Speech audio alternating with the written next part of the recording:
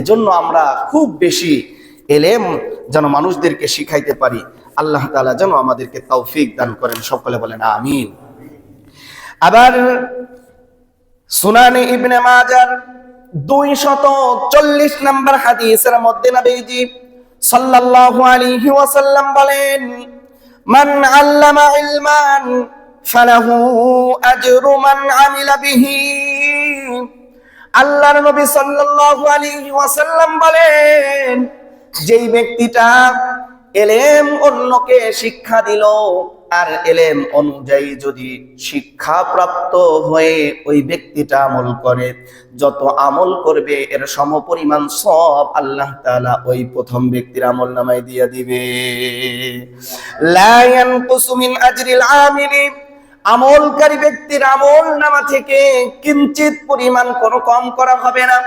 অর্থাৎ আমি যদি আপনাকে শিক্ষা দেই, আপনি যদি আমল করেন, সেটা থেকে আপনার যেই সওয়াব হয়েছে সেখান থেকে একটুও কিঞ্চিত পরিমাণ না কমিয়ে, বরং আপনি যেই পরিমাণ আমল করেছেন ওই পরিমাণ আমল করার সওয়াব আমি আপনাকে শিক্ষা দেওয়ার কারণে আল্লাহ আমার আমলনামায় দিয়ে দিবে। এজন্য মানুষদেরকে আমরা ভালো জ্ঞান শিখাবো, মানুষদেরকে আমরা দ্বীনের বুঝ দান করব, দ্বীনের বুঝের দিকে মানুষদেরকে আমরা ডাকবো। পারবো না ইনশাআল্লাহ? আল্লাহ তাআলা তৌফিক দান করেন, সকলে বলেন আমিন।